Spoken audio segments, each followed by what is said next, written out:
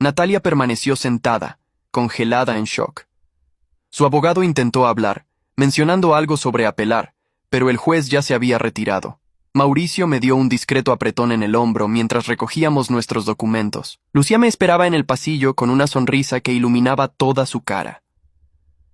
«Se acabó», suspiré, sintiendo un peso levantarse de mis hombros que ni siquiera había reconocido completamente hasta ese momento. Mientras salíamos del juzgado, pude ver a Natalia a través de las puertas de vidrio, sentada sola en un banco del pasillo. Su abogado ya se había marchado. Por primera vez desde la cena de gala, sentí algo parecido a la compasión por ella. No pena exactamente, sino reconocimiento de que había cavado su propia tumba al elegir el camino de la arrogancia y la traición sobre la humildad y la honestidad. Los días siguientes trajeron una reivindicación pública que nunca busqué, pero que llegó de todas formas.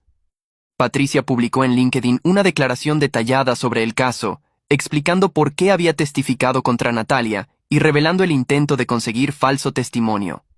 El post se volvió viral en círculos empresariales, generando miles de comentarios. Como ex socia de innovación digital, escribió Patricia, sentí la obligación moral de hablar la verdad cuando se me pidió participar en una narrativa falsa. Diego Martínez fue un esposo que apoyó las ambiciones de su pareja, incluso cuando esa pareja lo menospreciaba públicamente. Las acusaciones de fraude no solo carecían de evidencia, sino que representaban un intento de manipular el sistema legal para evitar responsabilidad por malas decisiones empresariales. Los mismos medios que habían publicado la versión de Natalia ahora publicaban actualizaciones sobre el veredicto. Algunos se disculparon por darle plataforma sin verificar sus afirmaciones. El podcast que la había entrevistado emitió una corrección, señalando que el caso había sido desestimado por falta de mérito. Mi editorial, que había estado nerviosa por la controversia, ahora vio una oportunidad de marketing. Su historia personal de superación añade profundidad al tema de su libro sobre análisis financiero, me dijo mi editor. Muestra que entiende no solo los números, sino también las dimensiones humanas de las decisiones financieras. 2 semanas después del veredicto, firmé el contrato final para la publicación. El libro saldría en 3 meses con un adelanto de marketing más sustancial de lo originalmente planeado. Mi exposición fotográfica recibió una invitación para exhibirse en una galería más prestigiosa en el Distrito de las Artes. Y Lucía me preguntó si querría mudarme con ella a un apartamento más grande que habíamos visto juntos. La vida, finalmente, estaba cayendo en su lugar, pero había un último capítulo que necesitaba cerrar. Un mes después del juicio, recibí un correo electrónico de Natalia. No el tono acusatorio de mensajes anteriores, sino algo diferente, casi vulnerable. Diego, sé que no tengo derecho a pedirte nada después de todo lo que pasó, pero necesito decirte algo, aunque sea solo para mi propia paz mental. Pasé los últimos meses odiándote, convenciéndome de que habías arruinado mi vida deliberadamente. Contraté investigadores, armé teorías, me convencí de que eras el villano de mi historia, pero la verdad, que finalmente puedo admitir, es que yo arruiné mi propia vida. Construí una empresa sobre arena, dependiendo casi completamente de un solo cliente sin diversificar. Y peor aún, destruí un matrimonio con alguien que me apoyó incondicionalmente porque mi ego me hizo creer que merecía más que apoyo, merecía adoración. No espero perdón. Solo quería que supieras que finalmente entiendo lo que perdí cuando te perdí a ti. Natalia. Leí el mensaje 3 veces. Parte de mí quería responder, ofrecer palabras de cierre o sabiduría, pero la doctora Ramírez me había enseñado que no toda conversación necesita respuesta, que a veces el silencio es la forma más sana de cerrar un capítulo. Archivé el correo sin responder. Natalia tendría que encontrar su propia paz sin mi validación o perdón. Yo ya había seguido adelante. 6 meses después, mi libro Análisis financiero para decisiones humanas se publicó con críticas sorprendentemente positivas. No se convirtió en un bestseller masivo, pero encontró su audiencia. Profesionales que querían entender no solo los números, sino las dimensiones psicológicas y emocionales de las decisiones financieras. Di varias conferencias en universidades y eventos corporativos. Mi carrera, que Natalia había despreciado como mediocre, estaba floreciendo de maneras que nunca imaginé. Lucía y yo nos mudamos juntos, construyendo una relación basada en transparencia radical y respeto mutuo. No había secretos entre nosotros. No había juegos de poder. Solo dos personas eligiendo crecer juntas sin intentar cambiar al otro. En cuanto a Natalia, la última noticia que tuve fue a través de LinkedIn. Había cerrado innovación digital completamente y aceptado un puesto como gerente de proyectos en una empresa mediana. No era el imperio que había soñado construir, pero era empleo honesto y estable. Sus publicaciones en redes sociales, que alguna vez fueron alardes constantes de lujo y éxito, ahora eran ocasionales y humildes. Una tarde, mientras organizaba archivos viejos en mi computadora, encontré la carpeta con todos los documentos de Grupo Mediterráneo, contratos meticulosamente elaborados, reportes de satisfacción ficticios, facturas pagadas con dinero de la herencia que Natalia nunca supo que existía, todo el andamiaje de una ilusión que mantuve durante 3 años. Sin ceremonia, moví toda la carpeta a la papelera y vacié el contenido permanentemente. Ese capítulo estaba cerrado. La venganza que había ejecutado con precisión quirúrgica ya no me definía. Lo que importaba ahora era la vida que estaba construyendo, auténtica y honesta, sin necesidad de máscaras o ilusiones. Esa noche, Lucía y yo cenamos en el balcón de nuestro nuevo apartamento, observando la ciudad iluminarse mientras caía la oscuridad. ¿En qué piensas?, preguntó, notando mi expresión contemplativa. En cómo a veces la mayor victoria no es destruir a quien te traicionó, sino construir una vida tan buena que su traición se convierta en irrelevante.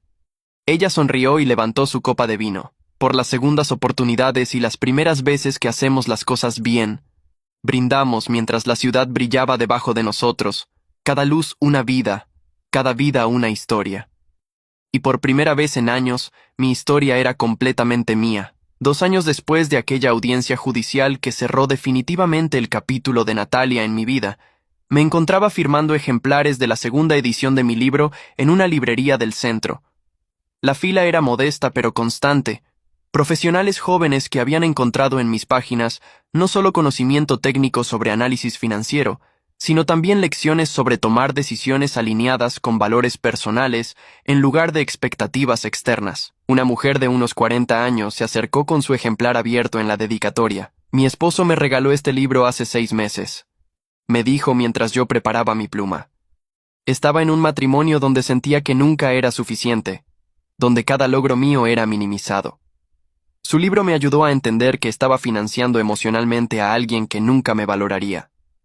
Dejé esa relación hace 3 meses y por primera vez me siento libre. Firmé su libro con un mensaje simple. La libertad comienza cuando dejas de buscar validación donde nunca la encontrarás. Ella leyó las palabras, asintió con lágrimas en los ojos y se alejó con una sonrisa. Momentos como ese me recordaban por qué había decidido ser transparente en el libro sobre mi propia experiencia, aunque sin nombres ni detalles identificables. El capítulo sobre el costo emocional de inversiones unilaterales en relaciones resonaba particularmente con lectores que habían vivido dinámicas similares. No necesitaban saber sobre Grupo Mediterráneo o la venganza elaborada. Solo necesitaban saber que alguien más había estado donde ellos estaban y había salido del otro lado más fuerte. Lucía llegó al final del evento, radiante con un vestido azul que hacía juego con el anillo de compromiso que ahora llevaba en su mano izquierda. Nos habíamos comprometido 6 meses atrás, en una propuesta sencilla durante una caminata por el parque donde nos conocimos. Nada de grandes gestos públicos o espectáculos diseñados para redes sociales. Solo 2 personas eligiéndose mutuamente con plena conciencia de quiénes eran realmente. ¿Cómo estuvo?, preguntó mientras guardábamos los ejemplares restantes. Bien. Terapéutico, en realidad. Cada firma me recuerda que algo bueno salió de todo aquello. Esa noche, mientras cenábamos en nuestro restaurante favorito, Lucía compartió noticias sobre su propia carrera. Su firma de diseño había ganado un contrato importante para rediseñar el distrito histórico de la ciudad. Era el tipo de proyecto con el que había soñado durante años. Y lo mejor, dijo con satisfacción, es que lo conseguí completamente por mérito. Sin conexiones, sin favores, solo un portafolio sólido y una presentación convincente. Brindamos por sus logros, por los míos, por la vida que habíamos construido juntos sobre cimientos honestos. No había secretos entre nosotros, no había competencia tóxica, no había necesidad de fingir ser algo que no éramos. Éramos simplemente 2 personas imperfectas eligiendo crecer juntas. A través de contactos mutuos, ocasionalmente me llegaban noticias sobre Natalia. Seguía trabajando como gerente de proyectos, había cambiado de empresa una vez buscando mejor salario. Sus redes sociales, que alguna vez fueron un escaparate constante de lujo y éxito fabricado, ahora estaban prácticamente inactivas. Publicaba raramente, usualmente fotos genéricas de atardeceres o citas motivacionales sobre aprender de los errores. Su madre, a quien me encontré por casualidad en un supermercado varios meses atrás, había sido más directa. Diego, quiero que sepas que me equivoqué contigo, me dijo con una humildad que nunca le había visto durante mi matrimonio. Pensé que Natalia necesitaba a alguien más. Exitoso, supongo, pero lo que realmente necesitaba era alguien honesto y leal como tú. Ella lo perdió todo por orgullo. No respondí más allá de un cortés agradecimiento. No había satisfacción en ese reconocimiento tardío. Solo una tristeza leve por el tiempo perdido en dinámicas familiares tóxicas. La verdadera medida de cuán lejos había llegado vino durante una conferencia corporativa donde fui invitado como orador principal. El tema era integridad en decisiones financieras, alineando valores y números. Entre la audiencia de 200 personas, noté a alguien familiar en la tercera fila. Natalia. Ella había cambiado visiblemente. Su cabello, que solía llevar en peinados elaborados, ahora estaba cortado en un estilo práctico y simple. Usaba un traje corporativo estándar sin marcas visibles de diseñador. Pero lo más notable era su expresión. No había resentimiento allí, ni rabia contenida. Solo atención genuina mientras yo hablaba sobre la importancia de tomar decisiones financieras que reflejaran nuestros valores reales en lugar de las expectativas de otros. Después de la conferencia, mientras firmaba más libros y respondía preguntas, Natalia se acercó. Hubo un momento incómodo cuando nuestras miradas se encontraron, ambos conscientes de toda la historia que existía entre nosotros. Buen discurso, dijo simplemente. Tu libro también. Lo leí hace unos meses. Gracias. Un silencio breve, cargado pero no hostil. Estoy en terapia ahora, continuó sin que yo preguntara, trabajando en entender por qué necesitaba destruir cosas buenas para sentirme valiosa. Mi terapeuta dice que tengo un largo camino por recorrer. Todos lo tenemos, respondí con honestidad. El caso judicial, intentar culparte públicamente, fue lo más bajo que he hecho en mi vida. Y lo peor es que en el fondo sabía que no tenías nada que ver con Grupo Mediterráneo. Solo necesitaba culpar a alguien que no fuera yo misma. La admisión me sorprendió por su honestidad cruda. ¿Por qué me estás diciendo esto? Porque finalmente estoy aprendiendo a tomar responsabilidad sin esperar nada a cambio. No necesito que me perdones o que me digas que está bien. Solo necesitaba decir la verdad en voz alta. Asentí, reconociendo el coraje que tomaba esa admisión. Te deseo lo mejor, Natalia. De verdad. Y yo a ti. Ella miró el anillo de compromiso que ahora llevaba Lucía, quien esperaba a cierta distancia. Ella parece hacerte feliz de verdad. Lo hace. Y espero que encuentres eso también algún día. Natalia asintió, una sonrisa pequeña y genuina cruzando su rostro brevemente antes de alejarse. No fue un momento de reconciliación dramática ni de perdón mutuo. Fue simplemente dos personas que alguna vez compartieron una vida, reconociendo que ambas habían seguido adelante por caminos separados. Esa noche, Lucía me preguntó cómo me sentía después de ver a Natalia. Neutral, respondí después de pensarlo, como ver a alguien que conocí en otra vida. Hay historia allí, pero ya no hay carga emocional. Eso es saludable, dijo Lucía. Significa que realmente has cerrado ese capítulo. 3 meses después, Lucía y yo nos casamos en una ceremonia pequeña en el mismo parque donde nos conocimos. Solo familia cercana y amigos íntimos. No hubo necesidad de impresionar a nadie o de proyectar una imagen de éxito. Solo dos personas comprometiéndose mutuamente frente a las personas que realmente importaban. Durante mi discurso en la recepción, hablé sobre segundas oportunidades y sobre cómo a veces las mayores traiciones nos llevan hacia las bendiciones más grandes. Natalia me enseñó lo que no quiero en una relación, dije mirando a Lucía. Pero más importante, me enseñó a valorarme lo suficiente como para no conformarme con menos de lo que merezco. Sin ese doloroso aprendizaje, tal vez nunca hubiera estado listo para reconocer el amor real cuando finalmente llegó. Mi madre, sentada en la primera fila, tenía lágrimas en los ojos.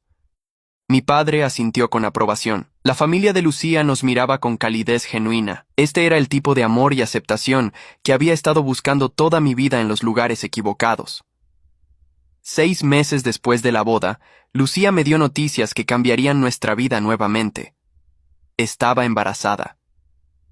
Mientras procesábamos juntos esa información, hablamos sobre el tipo de padres que queríamos ser, el tipo de valores que queríamos transmitir. Quiero que nuestro hijo sepa que el éxito no se mide solo en dinero o títulos, dijo Lucía, sino en integridad, en relaciones auténticas, en vivir de acuerdo con tus valores incluso cuando es difícil.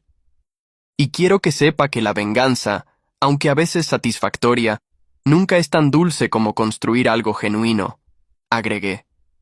Hoy, mientras escribo esto desde la oficina de mi hogar, puedo escuchar a Lucía cantándole a nuestra hija Elena de 6 meses en el cuarto de al lado. Mi segundo libro está en proceso de edición. Mi carrera de consultoría está floreciendo. Pero más que cualquier logro profesional, lo que más valoro es la paz que siento cada mañana al despertar. No pienso en Natalia con frecuencia, y cuando lo hago, no hay odio ni satisfacción maliciosa por su caída. Solo hay reconocimiento de que ambos aprendimos lecciones necesarias, aunque dolorosas. Ella aprendió que el éxito construido sobre arrogancia y menosprecio a otros es frágil. Yo aprendí que el verdadero éxito es vivir auténticamente, rodeado de personas que te valoran por quien eres, no por lo que puedes hacer por ellas. ¿Valió la pena la venganza elaborada que ejecuté contra Natalia? Esa pregunta me la han hecho varios lectores en correos electrónicos después de leer entre líneas en mi libro. La respuesta honesta es compleja. La venganza me dio un cierre temporal y una sensación de justicia.